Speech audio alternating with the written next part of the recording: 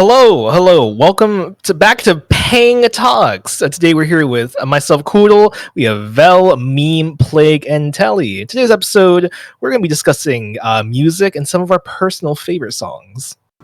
Hello. Hello, everyone. Yeah. Hello. Yeah. Hello. How was your guys' week? It was lazy, honestly. Didn't do a whole lot, but I don't know. I made muffins. Muffins? Yay, muffins. What kind of muffins? What kind of muffins? Just I guess chocolate chip muffins. I put a little Okay, you have Dove redeemed chocolate in yourself the with middle my of it. So Okay. Oh okay. no, okay, Yeah. no, you lost brownie points for that one. what? Muffin points. Sorry.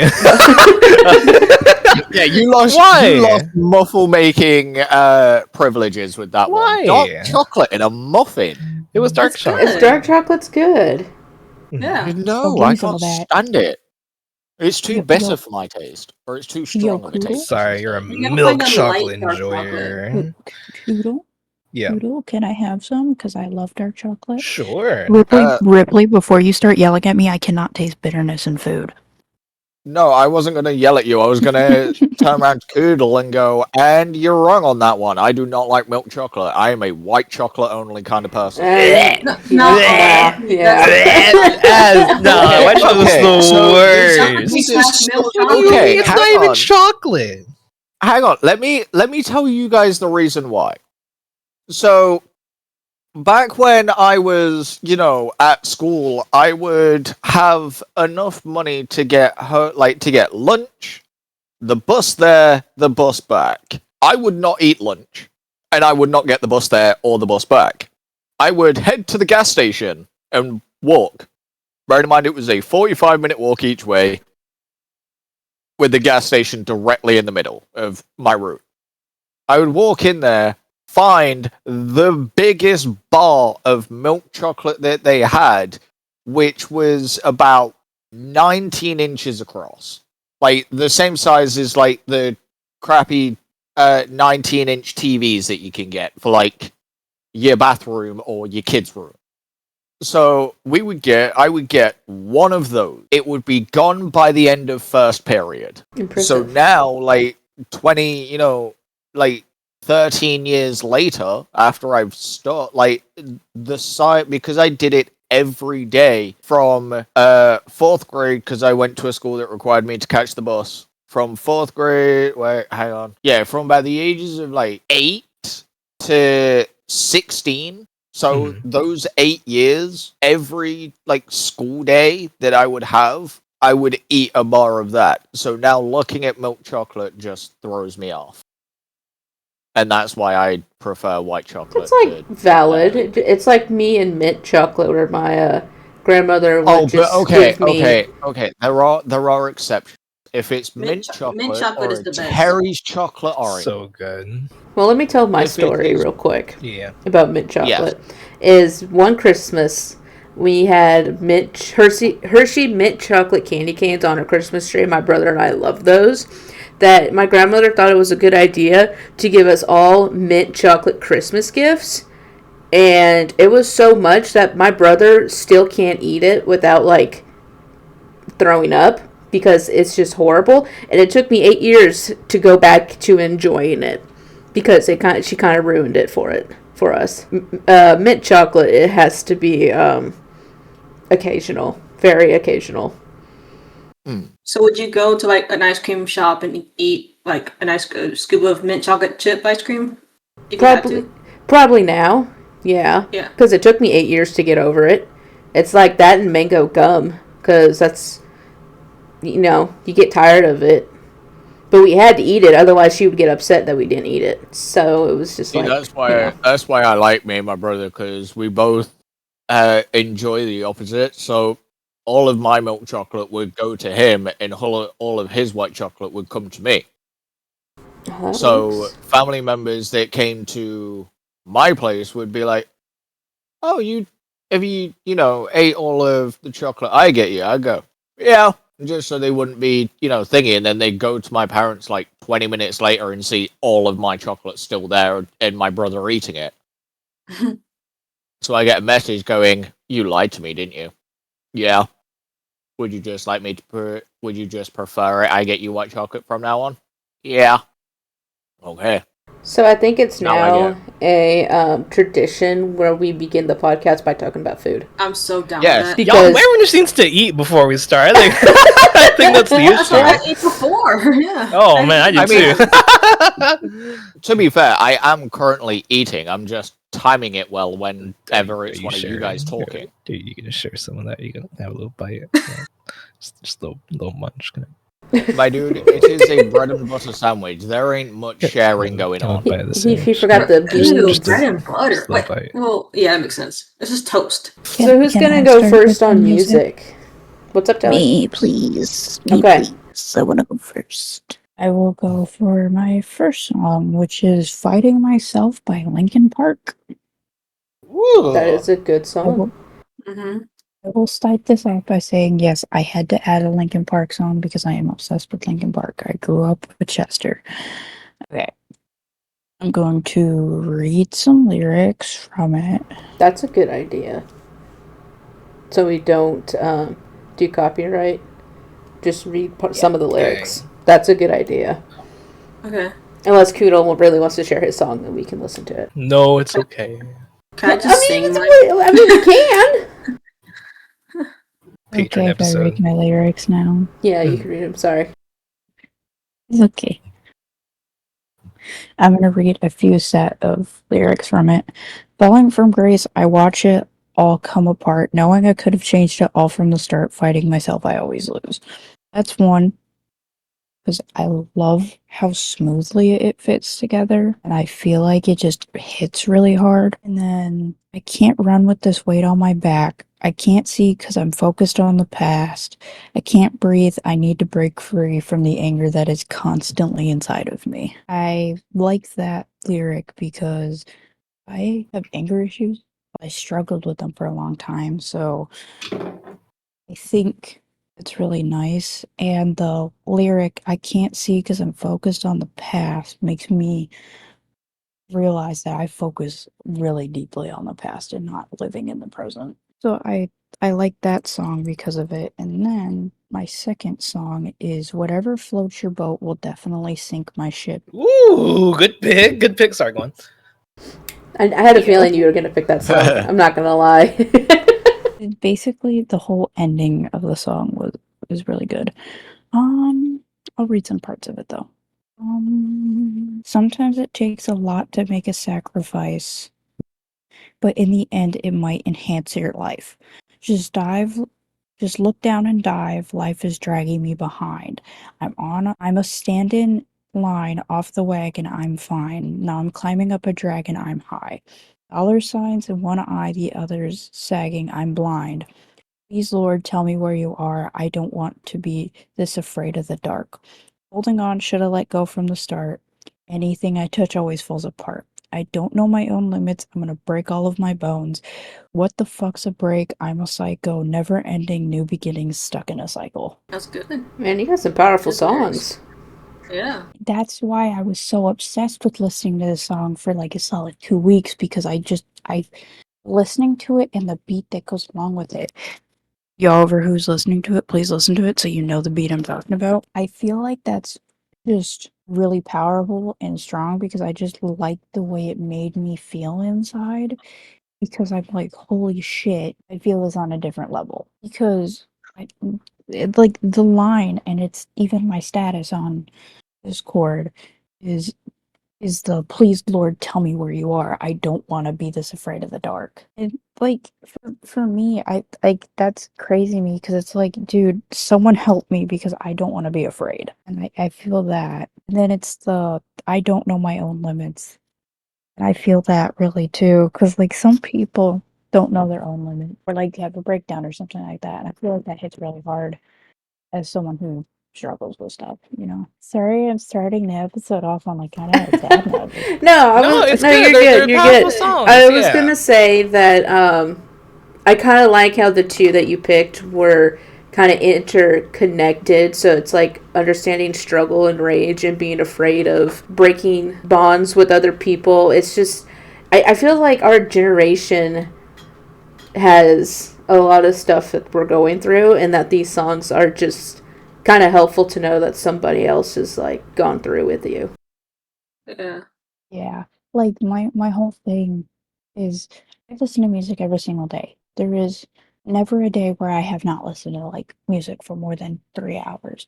I will say I have like kind of a deep connection to. I will say like music is my escape, and so really listening to the lyrics is really nice for me, and that's why I felt so connected to this song. And just Linkin Park with Chester. Oh my Mr. gosh, Bennington, yes. he's amazing. Him singing about his struggles sometimes, and just like he put out music when he was still alive about struggling, and he helped so many people not struggle anymore. But in the end, it sucks because he helped so many people get out of a state of depression, because he kind of helped me with that, because he helped push people to still be here to this day, living, breathing, being happy, but in the end passed away from his own struggle. Yeah. If It kind of was anyone has, like a cry for help almost. It was like a cry for help, but at the same time, it was more like I don't know. It was. It's just hard to think about it. So I have the two songs I picked it's one by Ghost called Watcher in the Sky. It's my favorite one off the Impera Good album. song. It's so good. Can't think of the lyric right now, but just one part of it I have it is it's when you unlock to believe, can't you see what I see? Searchlights, looking for the watcher in the sky. It's hard to explain like their meaning on that because I'm just so focused on the music. I don't pay attention to the lyrics too much on that. Mm-hmm. But I love that band. It's so good. I found them like a few years ago, and I'm like, what is this? This is amazing. I would do anything to see their concert. The other song I have is a Smashing Pumpkins song off their Melancholy in the Infinite Sadness album. It's called Tonight Tonight. That song, for some reason, let's just say, if in Stranger Things was real and I got kidnapped by Vecna, and the only song to pull me upside down, it would be that song. If anybody gets that reference, you're cool. I mean, with the way that's blowing up at the minute, everybody should. But yeah. Except for me, because I don't watch it. You gotta watch. We're having a movie night with that. Hell of night. shame. That's fine. I just don't watch stuff anymore. I don't got time. Okay, that's sir, fair. That's valid. sorry, I have not watched it since the first season came out, and I only got to episode 5 in this first season. Then I just quit. Hell of shame. Which show? Stranger Things. Stranger Things. Oh, yeah. Mm-hmm. Yeah. That's all I'll say. Okay. But to continue off that, like, something about the songs, like specifically the violin section, is just so calming. It's the only song that could pull me out of a panic attack. Actually, I'll have one and I just put it on and immediately just calm down. I don't know what it is about the music. It just calms you down, which is amazing.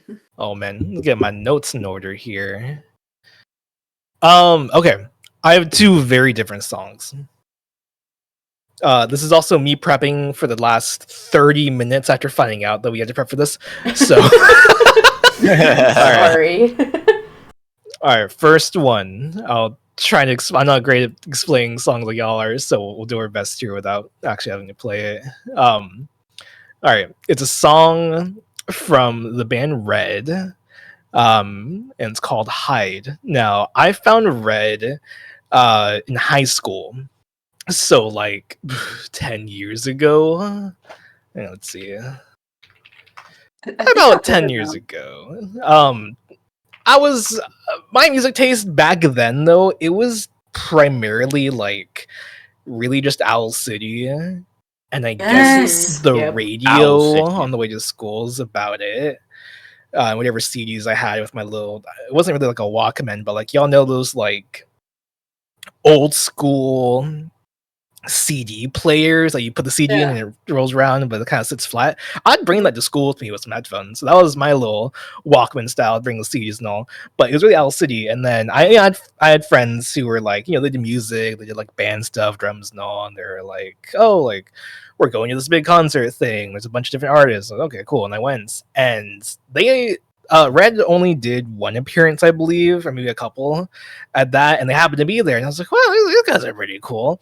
And so I got really into it. And since then, I'd been to 3 of their concerts, met them in person twice. I think I've almost run into them because they live in the area I live in, which was a really funny coincidence. So pretty cool. But the song, anyways, it's from their first album. Let's see, it's from the album End of Silence, and it came out in 2006. So it being 20 years old now, gosh, the whole album holds up so well for me. And like it's full of bangers, it's full of classics, but it's one of those songs that definitely is just like stuck with me, like musically phenomenal, lyric wise phenomenal. I have a few extra notes on that. Let's see. Yeah, the song itself, it has very emotional cleans throughout it. The singer, his vocal range has always been so, like, I guess, satisfying in a way, where he just has extremely powerful, like, high notes. He hits very clean, very gritty screams. And just the dynamic of the way the song goes has always been so well done for me. They also released an acoustic version for their anniversary album, and again, just hits it in such a beautiful way, even it being, because the anniversary album was about 9 years ago, and still hit the song just as clean. And even now, they still do concerts, they still do music, and yeah, vocally wise, phenomenal. Let's see, what else can I say about it? The song itself, lyrically, it's all about like being vulnerable and wanting a place to feel safe. And that's something that's kind of, just, powerful meaning behind it. And yeah, always hits hard. It's like, emotional, but kind of like like a pep song, just the way that the music kind of builds up and crescendos really nicely. Happy to provide YouTube videos and all. But yeah, it's kind of, I don't know, I'd say it's closer to metal as a genre. But the band itself does a phenomenal job of like hitting like, those really, loud scores, drums, bass, as well as they do a really good job of introducing strings. So like a lot of their big songs for me, they have a lot of cello in the backgrounds, and they kind of just mix the two so well. Like you'll hit like a really loud, really just powerful scream, and then it'll like wind down, cellos and clean vocals. And yeah, good range, good song, good bands. I have a couple pictures with them, so kind of tight. I was also going to add that I have known you for like over 5 years and never thought you would actually like listen to their music, because I thought I was the only one who knew what they were. Yeah, because let me look and see which songs I liked. There's only a few that I liked. Mostly "Let It Burn" was one of the. Let It Burn's phenomenal. One of their songs that I kind of enjoyed. But yeah, that's surprising news to me. Really? I'm sure we've talked about it maybe at least once. Maybe like once or twice, yeah. But that's I think that's really cool that you also listen to it, because not a lot of people know who they are. Yeah, they're definitely not a big band. Like they still do tours here and there, but it's definitely not the super big mainstream. Like nothing. They may have had a radio song maybe once, but yeah, nothing too big. Yeah, they unless it's been a long time, but they were living potentially in the same neighborhood I was at like 5 years ago, which I thought was hilarious. At least one of the guitarists. So yeah, good music. So you know the song, or potentially know the song I'm talking about. Yeah. So you know, Paul. You know, Paul. I do. Yeah, it's a good band. I would recommend it. Yeah, you have those moments. You're going through some shit. Yeah, definitely look it up. All right, so that's music from, I wouldn't even say just the past. Like it's still in the rotation, still on my favorites playlist. And definitely like a banger in the car. Okay, next one. We're switching gears entirely. So, okay, a little backstory. Back when I was finishing up working at Starbucks, one of the perks you get being an employee is they pay for your Spotify premium. So that was cool. So for my almost 4 years there, never worried about it. And I switched jobs, and one day I got a want a break from the ads, and it broke my heart because I could no longer pick the songs I wanted to listen to or go through my daily routine of music and all that. And I was like, oh great. So, well, I could pay for it, sure, but I was also actually still am paying for YouTube Premium, and when you do that, you get their music app with that. So I thought, let's we'll give it a try, like we'll try something new, whatever. And I didn't want to really mess with like importing everything over or creating all the playlists again. So I just kind of gave it like, you know what? Let's just run it. Let's just run it empty and see what I can find. And I discovered a new, at least new to me, a new type of genre of music. And part of it just like tickled my brain so well and just right to where I kind of fell in love with the genre, and probably 3 to 4, maybe 5 of the artists that do that kind of music. It's called it falls in like a couple different genres. Let me see. It hits more of a hyper pop and or glitch pop style of music, which it's a lot less like of a dubstep type thing, more of a like I don't know how to describe it too well. It's hard to describe it unless you really listen to it. So again, I'll provide you videos, whatever. But it was just a new way to make music, at least for me. Like the way the vocals are still really clean and they're distorted for the sake of the track.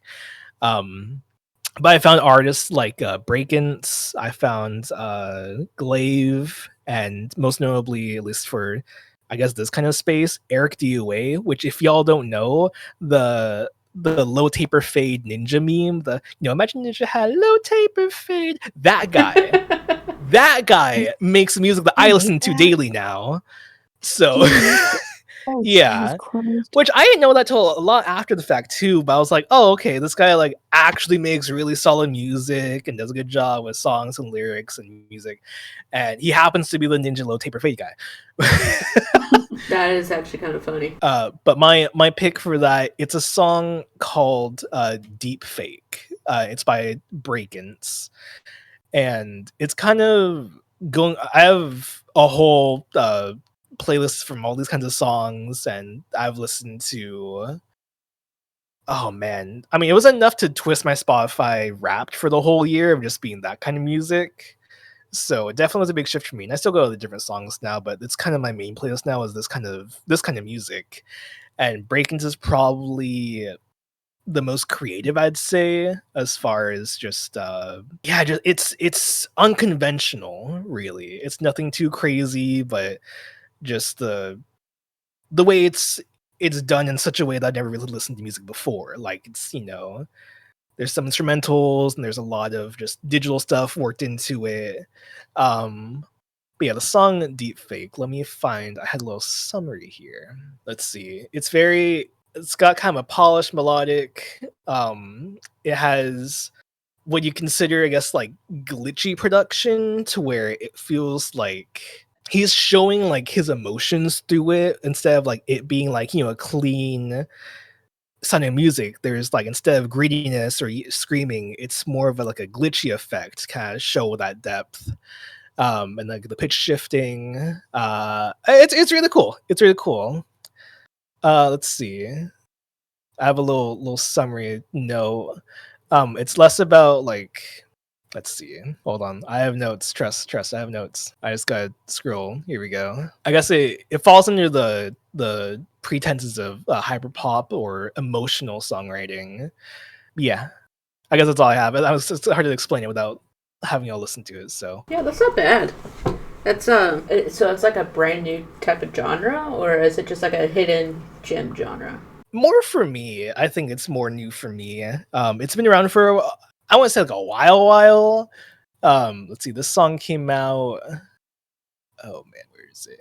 It came out in 2022. So within the last like 5 or 6 years, I'd say this kind of music has been around. I will say, when we were talking, I did take a listen to that deep fake song. Mhm. And so I listened to that. I will say it's very I don't want to say mellow. It's very like kind of like that and smooth. Mhm. But it's got like a beat, like nice beat to it. It's not for me, but I will say though, it's a good genre. Mhm. The way it sounds is nice. And I don't I don't know how to describe it other than like mellow, but in like a good way, like a really, really good way. That's right. Yeah, yeah. But you kind of see where I'm saying. Like, it's such a new concept type of thing. Yeah, Where like, yeah. I have not heard anything like that because it's not what I listen to is pretty much everything, but not everything. Because like Mhm. I listen to whatever the fuck genre is Linkin Park. I listen to Right. what sounds good and like you can feel it, you know? I feel like this for most people sometimes. But like the lyrics with it are good too. You know, you find a good song when like the lyrics are good, the beat's good, everything sounds really good in your head. Yeah. Yeah. There's a lot different. Like the album itself, this one comes from. The songs are so different in their own ways. So it was just kind of something to me where like I could listen to one and be like, okay, that's interesting, and then one would like have a part of the song and just hits just right. Like, okay, how do I find more of that? And I found myself really going down the rabbit hole of all this. And then you'd probably like the first song I mentioned, the Hide by Red. It's probably more your genre of music. Yeah, if you post a link to it, I'll listen to it. I got you. I got you. I'm always down to find more songs that people like, and they're like, "Hey, I think you would like this." I always listen to those songs because, like, I might actually like it, you Mhm. know? No, I'm always down to Give me find new music because I get tired of listening to the same stuff over and over, and I think I've hit my limit of needing to find new songs again. Mhm. I just go through my super mix or I find songs from my brother. We'll say before I got like into that, like the break between like the rock and metal songs and then the switch to these songs, I was probably just in this I really just listened to rap like for like the last 3 years. Oh Just yeah. nothing really else. So it was I won't say I switched off from it, but like this is definitely my more normal rotation now. All right, well that's my go. Who's next? Vel, Okay. you want to go? It doesn't matter. It's up to you. You can go. Okay. I'll make you go because your songs might tie into what I have. So. Oh, absolutely not. I'm exactly like Kuudle. I'm going from one extreme to the other. Okay, go ahead then. I mean, I could have referenced a previous thingy, but we didn't get time in the end. But Ezio's Family is one of my favorite songs. It's the one that I had no idea there were fucking lyrics for. Sorry, excuse my French. Because the only part you hear is the orchestral choir going on in the background. But yes, there are lyrics to it purely because little me booting up Assassin's Creed 2 for the first time. The tears were gone, and then they were just there, like, especially with what happens after and all the rest of it. And since then, they've got, like, with how well it's done with that entire series, they've just kind of made, like, apart from I think it's like one, maybe two games, they've kept it as the like theme for all of them, but then changed it to fit with that, style of, or that era that the games are set in. Yeah, no, that's one. Uh, like I said, purely because so the lyrics are, you've got two versions. You've got the Italian version and the English version. I've managed to find a website with both on. The first verse, there we go, got there in the end, in English is wings spread broken, life lost meaning, One Last Prayer, One More Feeling. Song of Shadows, fight the battle, liberation has begun in the city of the sun. Rise up, people, fight the evil, for honor, for freedom. So that's the first one, and then obviously referencing the, like, because obviously Assassin's Creed, you've got the Assassins and the Templars. The second verse is all about the Templar side of it. So you've got Templar King, feel the fire, the Assassin's desire. You shall burn, you shall pay for the lives lost in. Oh no, it goes in. It not that. It's because I read literally the first line. But the rest of it goes for the lives lost in my family's name. Soon you shall see that I'm the king, the lord of dark and shadow. You shall sing my name. And then obviously we find out that it's Ezio and stuff. So Man, that I'm actually gonna start crying. yeah, so they're the lyrics for that. So obviously, video game, it's a orchestral soundtrack. Anybody who hears it should know it instantly because it was everywhere when it first came out. Unless obviously you've only watched the trailer, then in which case the one you'll hear is Iron by Woodkid, which again, great song. It's in my top 5, but it's not the top 2. The second one is when huge on TikTok towards the end of last year. And it's called Locksmith. Now it's a cover, and it's by a guy called Chainin. It's a cover of a song it's a cover of a song of the same name, so obviously Locksmith, but the original is by Sadie Jean, who also did the song What You Doing Now, which is, based on the same sort of thing. She made an entire album about still being pretty much still being in love with your ex. But Locksmith was the lyrics to it goes. Hang on, I gotta find it again. The lyrics goes. So obviously, whenever you've got an ex, you don't really talk to them unless obviously you're in the same friendship group. Lyrics says, "I'm breaking the silence to say, if in 10 years' time I'm still on your mind, would you call and say you want this?" Basically saying, if you called and I answered, would you still want to rekindle what we had?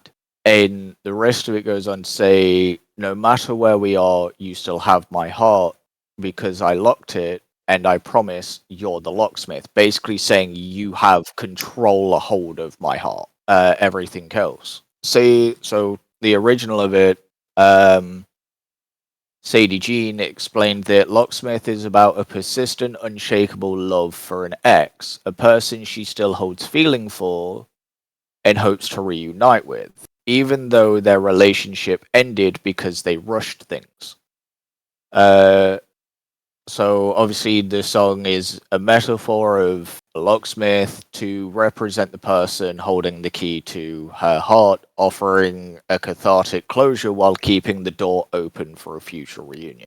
Like that song just is just resonated with me so well because it's like you don't just have to do it about an ex, you can also do it about, a loved one that was lost. Like in general, whether it be family member, whether it be, like a friend or whatever, it fits with pretty much everything. Man, this session has been a lot of deep meaning.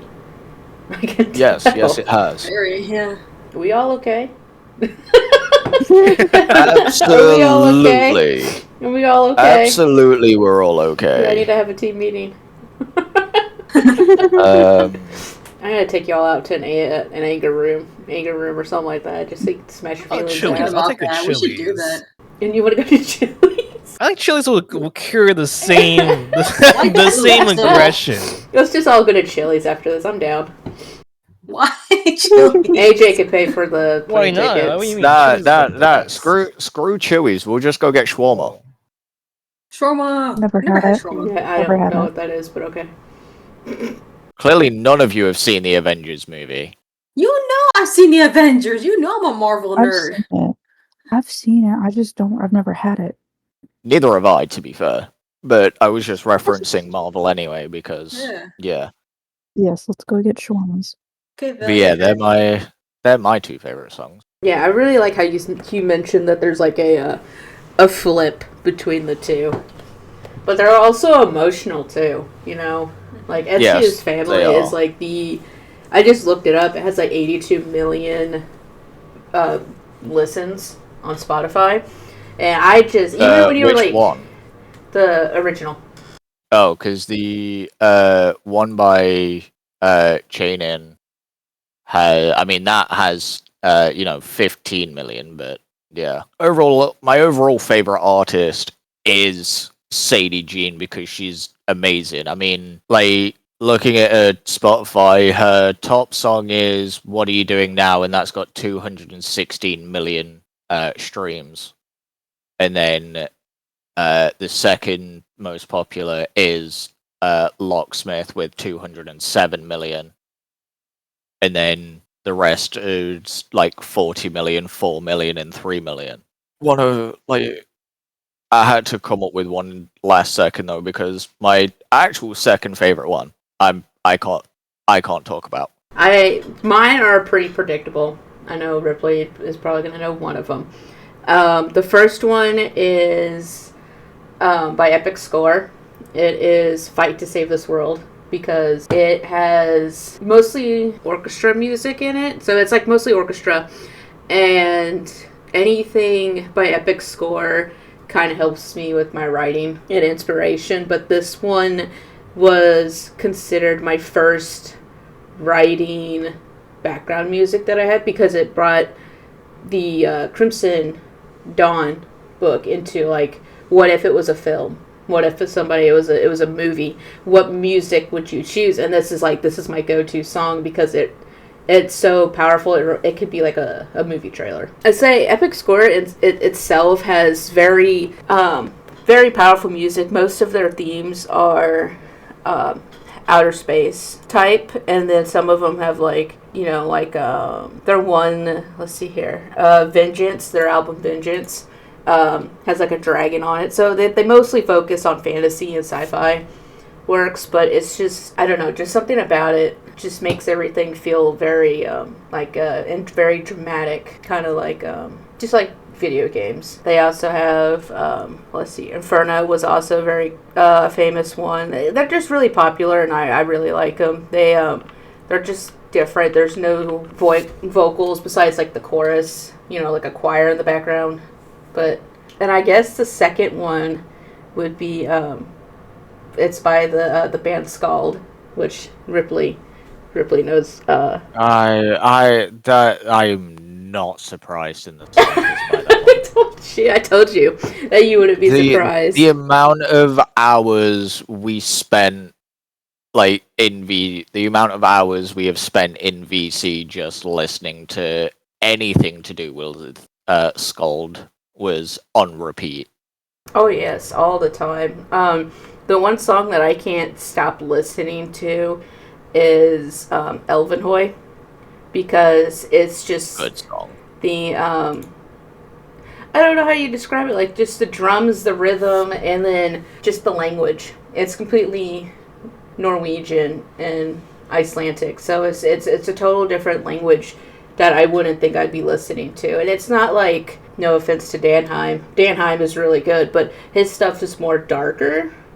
To me it feels like it's a little bit more darker, more like old Norse rituals. But like Skald is more like modern, but it also tells stories, like, because Skald himself was a poet back in the olden days. I'm gonna say olden days. I don't even know what year. So they take like his poems and put it into songs. So that's why I like it. Is because it's not dark with dark elements, but they have they make it fun and upbeat. But yeah, I think that's all that I have for my stuff. You need to go to Norway. I know. Just visit. I want to go there so bad, just to visit and just to see the culture.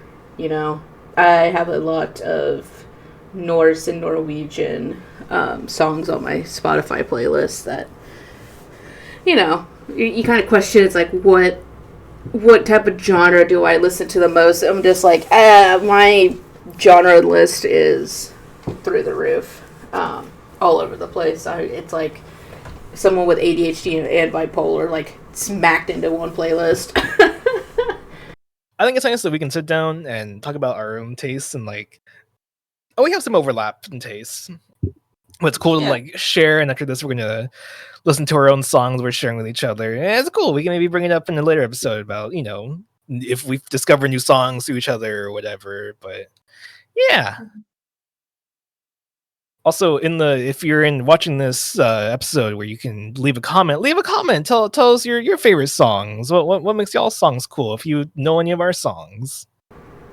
Yeah, maybe do like a Q&A. We want to do a Q&A, but what is your morning routine? How do you wake up? What do you drink and what do you like eat? Oh, mine can be answered in. Mine Wake up can at be 5 answered a.m. in like 2 seconds flat. Wake up, monster, cigarette, PC on, sorted. Yeah, he's living the life over there. And then I start, and then I go to work for 20 hours or so. You wanna know what mine is?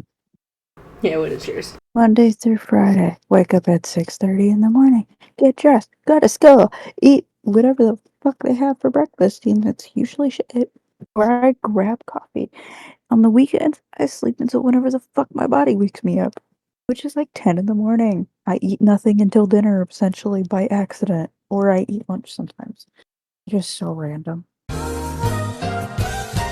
How are your school lunches? I kind of wanted to know this. I was like, how are they? Are they better or worse? Buddy, I have lunch at 10:15 in the morning. What? Yeah, you got A lunch. That's not bad. Huh? Uh-huh. We call that A Yeah. lunch. I do have a lunch. Yep. That's not A lunch was like 11. It's Nah, you got lucky in high school. That ain't A lunch, honey, lunch that's is breakfast. 10, B lunch is Mhm. 11, and then C lunch is like 12. and then middle C school lunch was like lunches. 12:30. mu- No, middle- back when I middle was at school- school. Carry on. Sorry. Middle school lunch is like 1. That's all I was gonna say. No. Back when I was at school, it was our entire day started at 8:45 to started at 8:45 in the morning. I'm gonna put it into perspective for the Americans, but we would have homeroom for 15 minutes. Then you'd leave that class, go to your first one. You'd be in there for an hour. Go to your second one where it was 55 minutes, I want to say. Then you'd have your first break. Then you'd have which was 20 minutes. Then you'd have your next hour-long lesson. Then you'd have a 55-minute lesson. Then you'd have a 40-minute lunch from 10 to 12 until 10 to 1. Yes, you'd have a 40-minute lunch. And then you'd have a hour lesson, and we'd be out the door at 10 to 3, in the afternoon. Oh, I wish I Unless was you middle were- school there. No, this was middle school slash this was the one you go to where where you do where you got seniors and stuff. So I have no idea which one that is for you guys. High school. Over here High it's called school. Yeah, so high school then. And then over here, I was fortunate enough to not have to continue at school while my exams were going on. So we were told hey, you'll be at school until I think the 30th of May, and then you'll be on exam leave for your finals and stuff.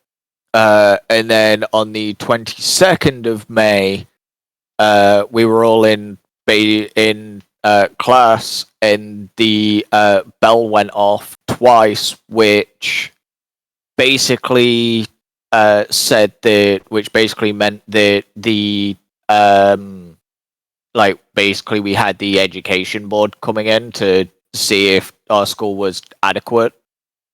And rather than having the seniors running around getting shirts signed, pulling pranks like we've done every year since the school opened, they basically told us all to stay home. So we all went back the next day and did exactly what we said we'd do, and they failed it because they didn't think that it was, or they failed. Well, some of us went back, a lot of us, adhered to the school rules and stayed home. But then we all had a letter saying that they had failed the thingy because to the education board, our entire not having the seniors there made them think that we had walked out and refused to go back to school.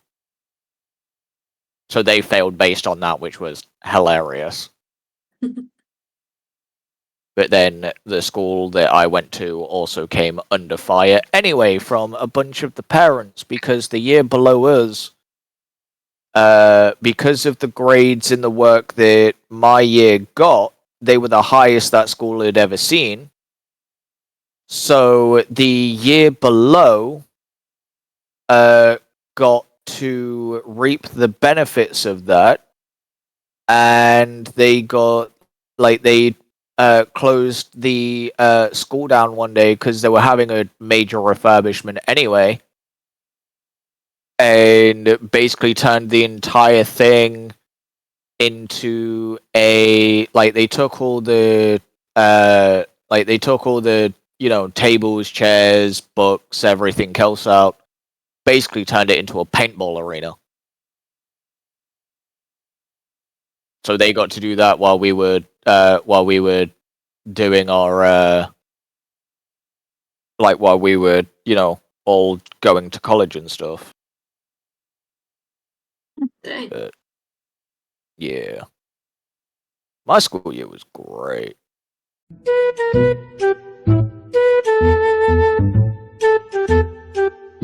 Okay, how about we do one more thing? One more thing. Is everybody go around and discuss how they like their song's album cover. But it's only one song. Oh, I already know mine. Wait, what? Do what? Tell why you like what album cover out of your songs that you chose. What do you like about their album cover? Oh. Oh man. Hold on, I have to do research. But the songs that we picked, though, right? Yes. Okay. Yeah. Out of the two. Okay, I got mine set because I have a shirt with the same thing on it. I mean, I have no idea what the cover art to thingy looks like, so I already know mine. I just gotta find it again. I know I mine. mean, technically, both of my albums have like really good art because one's like Renaissance, the other's like hand drawn. I don't know who's the artist, but it's so detailed that you look into it, there's more and more and more. I can mean- say mine now. Okay, I go got ahead. mine. We'll go in the same order that we did. So So mine is the album cover for Fighting Myself is the Meteora album by Linkin Park, but it's the 20th anniversary for it. But the person on the cover for it is a graffiti artist named Boris Telegen. I believe that's how you say his last name. He's also known as Delta. He was collaborating with the band on album artwork, and the final cover cover is a picture of him wearing a respirator and working on art, and it was chose for its quiet power instead of a planned massive mural. I'm looking at it right now, and mine. I don't know what type of art it is, so I'm not an artist person, art museum person, whatever you call it.